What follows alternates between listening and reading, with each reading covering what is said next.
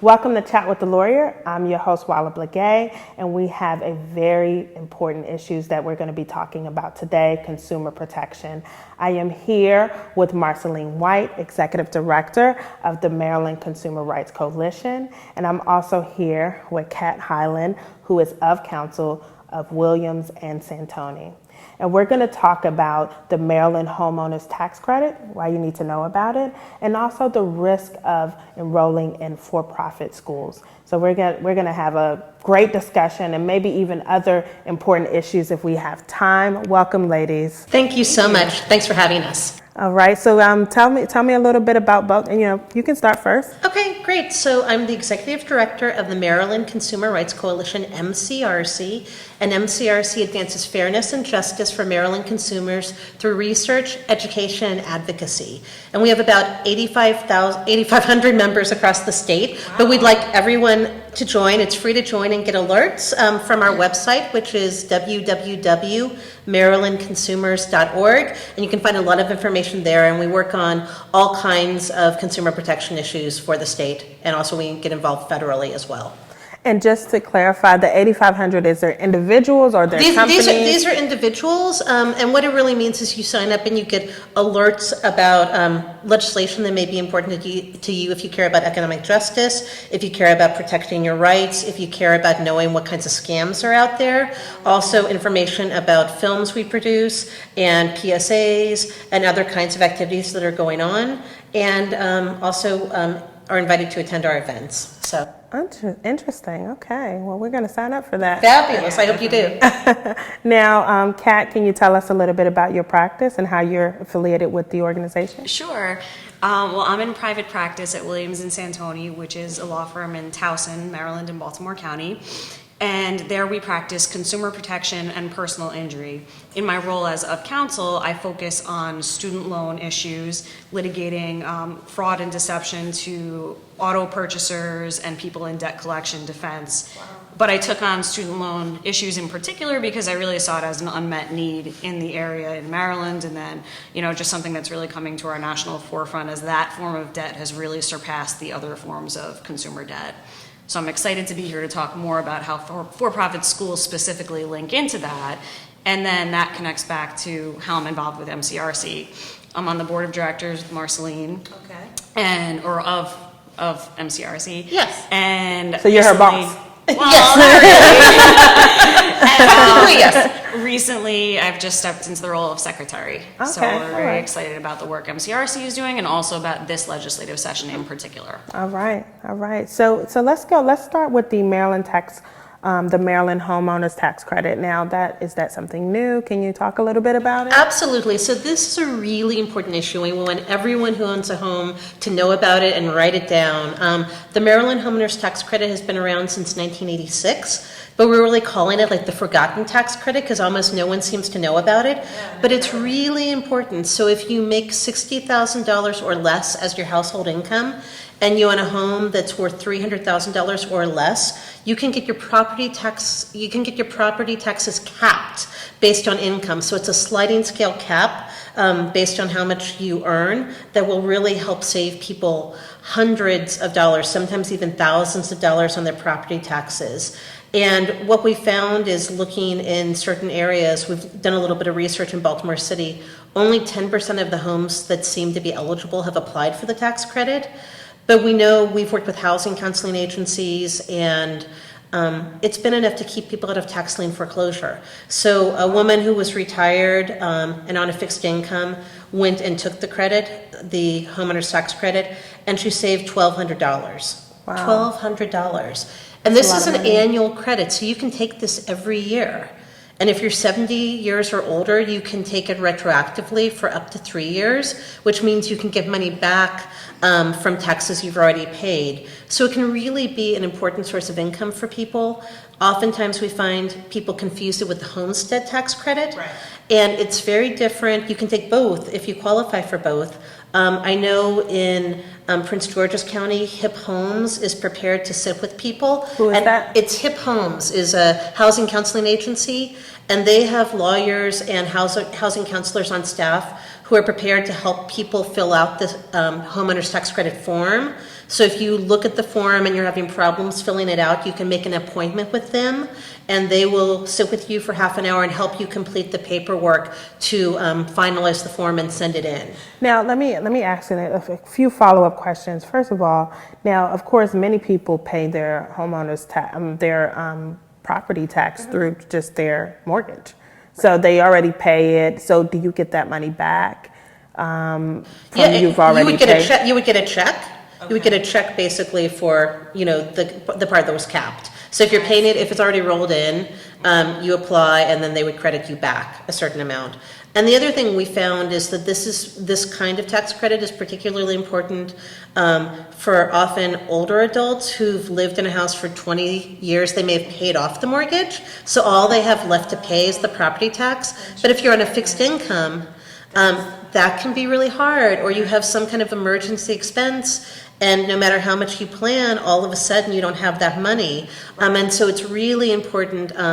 In the work we've looked at in Baltimore City, the majority of people who have been really vulnerable for tax lien foreclosures have owned their homes for 28 years, are 60 years or older, and have lived in a neighborhood that's been gentrifying, so the property taxes have increased around them. Exactly. So it's a really important program that we want to give more attention to. And in fact, there's legislation introduced in the General Assembly this year to do just that. So there's legislation. It's legislation that would have SSTAT, which is where the taxes go to. Look at every home that's $300,000 or less, and send that information to the comptroller's office of the taxes, who would cross-reference it with everybody who makes $60,000 or less of household income. And then the comptroller would send those homes a notice saying, hey, you may be eligible for this credit. Please check and see, and try to take the credit. Because right now, again, one of the real problems is an awareness about the credit and that it's available. And so we really want to do a good job of educating consumers to make use of this really good program. Now, have you all worked with like H&R Block and TurboTax? Many of those companies sort of kind of remind people you can take this tax credit, that tax credit. It's a great question. We've worked with the VITA sites, so the people that are doing the free tax credit, we've done trainings with them, and so a lot of folks who are going for the free tax credit, if they own a home, they probably automatically qualify for the homeowner's tax credit as well. Right. So we've done trainings in Prince George's and in Baltimore City with those tax credit places to make sure they're aware and they're automatically enrolling people if they can. Okay. We haven't reached out to the for-profit tax preparers yet. It's an idea that we were like, oh, we should do that. It just hasn't happened in terms of time. But we would love for them to put a notice or something in their offices saying, don't forget to ask about this, see if you qualify.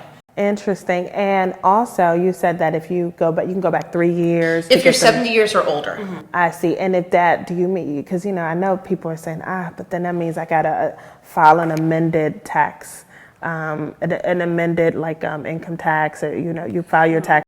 It's just a separate application. So you'd have to go back. You would have to have your income taxes to show, so you'd have to have copies of them. But again, that's where we have housing counseling agencies and legal service providers who are really willing to sit down and work with people to help them get this credit. Okay. So again, we just did a training with other groups a few days ago in Prince George's. So I know there are a number of housing counseling agencies in Prince George's as well who are willing to help people figure out what they need to do to get the credit.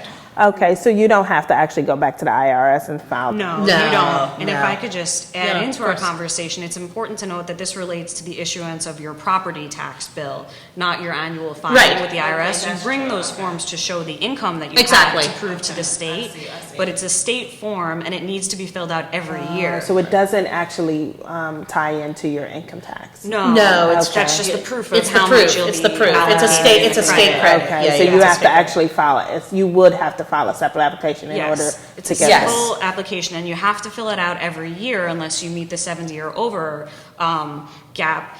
And it's important because if a borrower has missed 1 year and they have taxes for that year, I've represented people who didn't know they missed 1 year and then their property went into tax sale foreclosure. Right. Which is terrible because then there are more fees associated with having to pay the taxes on the back end when an individual likely would have qualified for a credit in the first place. Okay, and then just to clarify, when you're doing the litigation, now let's just say the person has never taken advantage of this tax credit, are you able to get that money taken out? Are you able to address that during litigation? Only if they're over the age of 70 in the status quo. Only if we can go back 3 years. Okay. If not, then they have little recourse except to hopefully work with one of the nonprofit programs that can give them a grant for that year. Okay. Maybe Marceline can talk about that more, or just get everything set up going forward, get them out of the tax sale foreclosure that year, and then fill out the form for the following year. Okay. And that's why it is so important, because you have to fill it out every year. It has to be filled out by September 1st of this year, so people have time. Even if you're filling out your income taxes for April 15th, you still have time after that to apply for the homeowner's tax credit, because it is a state credit. Okay. So don't panic if you haven't gotten to it yet. You'll have some more time, but you want to get it in every year, and just put it in your calendar this year for next year, so you don't forget about it, because we've seen people who've done that. They've done it 1 year, but they forget the next year, and it is a really important safety net. To giving money away. Yeah, exactly. Now, just to clarify, now you said homestead tax credit, right? Can you explain what that is?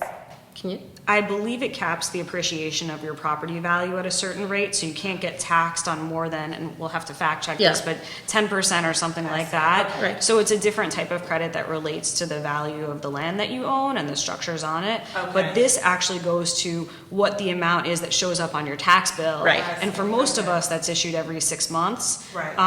And it usually, if you have a traditional lender, it goes right So to your you mortgage pay it company. right through your mortgage company, right? And you might not even know you have an eligibility to get a reduction by taking out this credit, but it's especially sensitive in the case where someone has paid their house off. We see this often, like Marceline was saying, with senior citizens, and that's why we're happy to have a 3-year look-back period, but still, if a year is missed, you want to be on top of that. Be on top. Okay. Well, we're going to take a short break, and when we get back, we're going to talk about the risk of for-profit schools. So please stay with us, as this is good information. Thanks.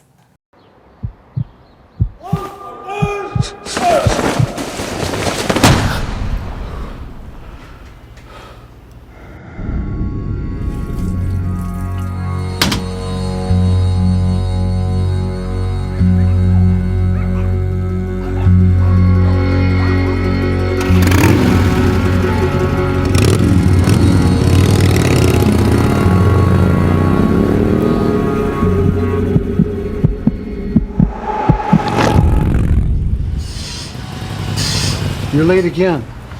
Something's got to give. Is everything all right? Just same thing, different day. Did you get a chance to check out that website? I think it'll help. Mental health challenges don't go away on their own and could get worse. You are not alone. Other veterans have overcome similar obstacles. Find stories of hope and recovery today at maketheconnection.net.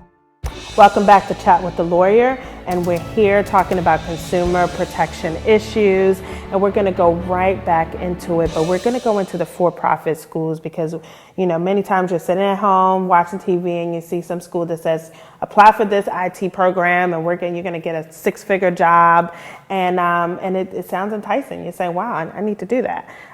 So now you're going to tell us, why you should be careful. So you want to talk a little bit about your cases and what you've done? Sure. Well, like I was saying before, this is a relatively newer area of practice for me because I really believe there are a lot of Maryland consumers who are being deceived by some for-profit schools. My work so far has involved filing claims on their behalf to go at the money that's being collected against them. So often, a big thing that we see in for-profit schools is that people signed up for what they believed were grants, which were actually federal loans. and didn't understand federal and private loans and didn't know that they would be responsible for this large amount of debt afterwards. So many of these loans have since transferred hands to different loan servicers and have gone, if they're private loans, to different debt collectors. And sometimes the individuals have had lawsuits filed against them first to try to collect these debts. So in my work, I represent people defensively when they've been sued for a loan that they got as a result of a for-profit school, and try to help them either work out their issues or see if they have affirmative claims back against the lender, which can sometimes be far removed from where they started, several banks or servicers down the line. Or we look at the validity of what they signed up for in the first place and see if they have any cases directly against the for-profit schools. So let's go back. Now, of course, we know that sometimes they do represent that this is some sort of grant from the Obama grant of some sort. And do you want to talk about that, of how they target people? Sure. One of the things we found, and we've been doing focus groups of people who are in workforce development programs and have gone through for-profit schools to try to get a better sense of where they heard about it, what they wish they'd known, et cetera, so we can educate others. One of the things we've learned is a lot of people saw the ads on TV, like you said, late night ads. And when they went in, they did not understand that they were applying for financial aid. They were applying instead for a loan, but they didn't understand that. And a lot of them said that they went in to talk about a program, but people immediately had them meet with the financial aid officer. Wow, so even before they even knew what they were signing right, up they for. walked in, I'm interested, I want to find out more, and they almost automatically went to meet with the financial aid officer. So the counseling, from what the students have told us, was not very good. And, it's not clear, because people see it advertised on TV and it looks so good, that they often didn't realize that the costs are anywhere from 2 to 5 times what they are at a public university or public college. And why is that? Well, it's a for-profit model, so I see. Okay. yeah, so they're literally making money. Okay, so what is the average? And you probably even know this. What is the average cost yearly of these programs, like for the per student? Well, I can tell you, it ranges, because it ranges on whether you're in a private career school and you're doing like a 6-month course or a 2-year course, because it can be anything from phlebotomist, which may be a short-term course, to like a dental hygienist, which may be 2 years. But for example, we found that I think it was dental hygiene was about $52,000 a year at a for-profit school, but at a public school was $8,000. Wow. But the public schools don't have the funding to market in the same way or to get out there. So, people don't know necessarily how to shop to make the best choice in terms of what it's going to really cost them. They think that's the average cost. Interesting. And so when the person sits down with the financial aid officer, the person just says, this is a grant. Is that? We've had that happen. And another big issue is school closure or quality of education. We've represented borrowers who have gone into classrooms only to find that it was a computer class and computers were never opened during the entire session. The instructors sometimes didn't show up. They didn't get the most recent certification materials, so that when they graduated, they failed tests 3 or 4 times because they weren't taught the correct level of curriculum.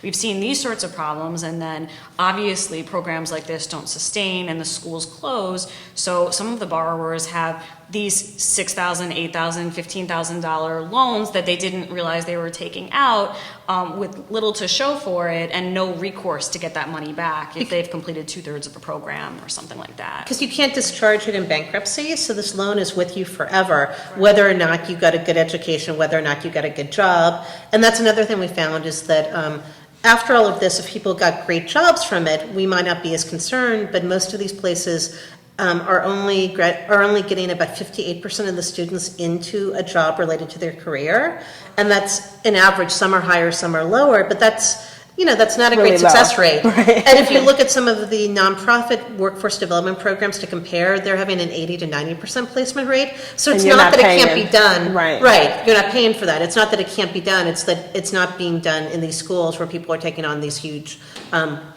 loans.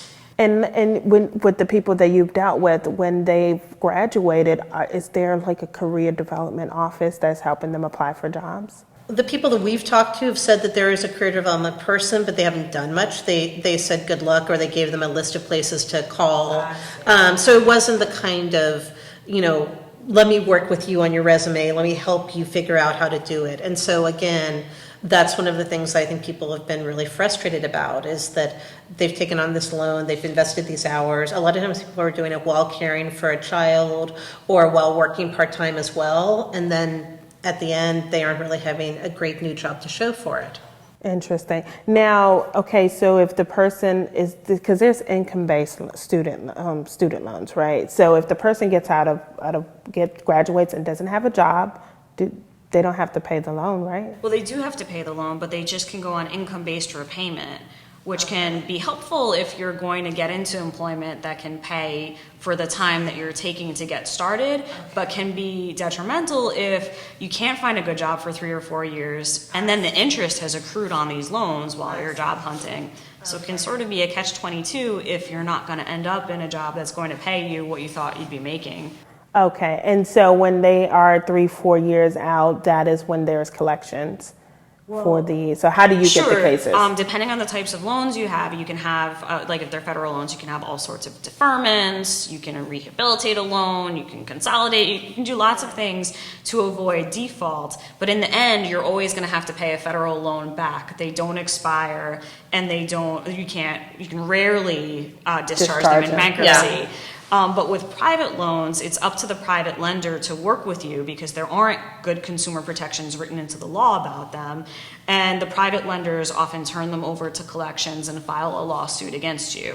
So borrowers should know that depending on the types of loans they take out, there are all these different types of consequences if they aren't able to pay them back. Private lenders don't have much of an obligation to be very flexible with you at all. Now, and do many of the for-profit schools offer private loans, or is it mostly federal loans? Well, they have to offer a certain percentage of private funding. Right. Maybe you could talk about that. Sure. So they get a lot of their funding from Title IV federal loan funding, and some other part of the funding from post 9/11 GI Bill. But they do have to offer private loans as well, and some of them offer like supplementary loans to cover costs. So a lot of times people have different loans for, one for the tuition and one for some of the other costs associated. So it can be very difficult when you're trying to make sense of how to move forward with, federal loans have one set of rules and the private loans have a different set in terms of trying to figure out how to pay those, especially if you don't have a job that really gives you a family sustaining wage. Okay. And is there anything being done by the state to address this issue? There's actually legislation that's going to be heard this week. So in the House, it's House Bill 741.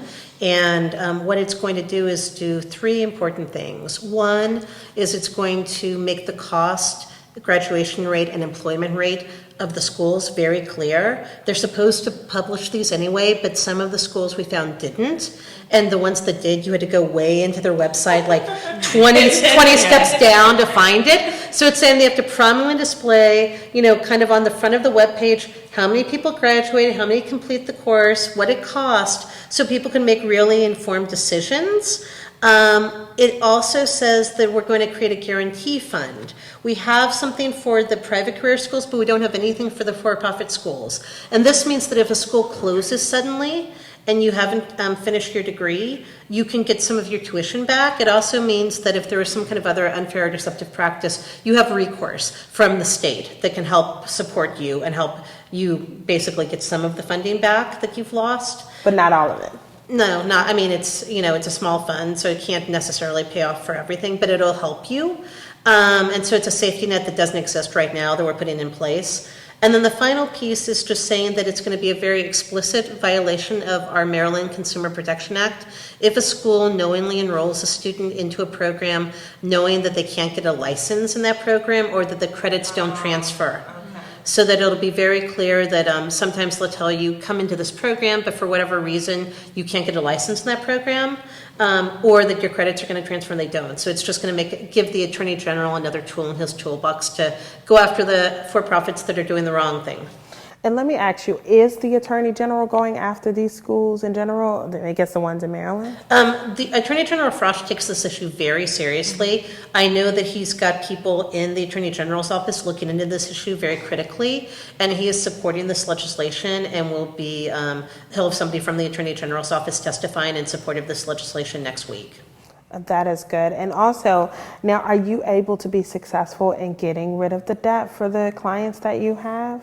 Depending on their circumstance. So far, we've had good luck getting them some sort of relief. We also represent people who say, I legitimately benefited from some of this debt, but this is the part that I think was unfair. So sometimes we come to a compromise with the lender or the servicer to meet them halfway, or to at least put the student back into a more equitable position.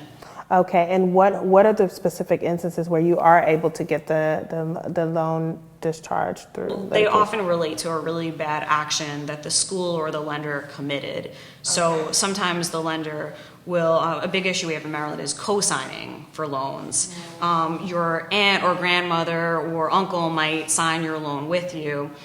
We've had an issue in Maryland where sometimes those people think that they're making payments or settling a debt for the student and themselves, when the loan holder will then say, oh, that was just you. So we've had some good luck in getting those situations resolved. We've also seen people being sued after the statute of limitations in Maryland has elapsed, which in private loans does apply. Right. So that's often a 3-year time period. And we've had some success getting students relief in those circumstances. Other areas are still fairly new, so we've taken some stabs at seeing what kind of relief we can get for borrowers, and we're still figuring it out as we go. All right, that's good news. We're lucky to have people working on it in Maryland. Yes, this is good. You guys are doing great work. Now, if somebody wants to contact you, they are curious about the tax credit or even about the for-profit school issue, how do they contact you? Sure. So for us, you can go to our website, which is Maryland Consumer Rights Coalition, www.marylandconsumers.org, and Maryland is spelled out. All right, and what about you, Kat? Well, I'm always happy to work on things with Marceline if calls come in that way and a private attorney can be involved. I can also be reached at my email address, which is kat@williams-santonilaw.com. So that's WILLIAMS S as in Sam, ANTONILAW.com. All right. Well, thank you all for coming to the show. If you want more information on our other episodes or on this, or once again, if you need a lawyer, you can go to our website at www.chatwiththelawyer.tv. Thank you for listening.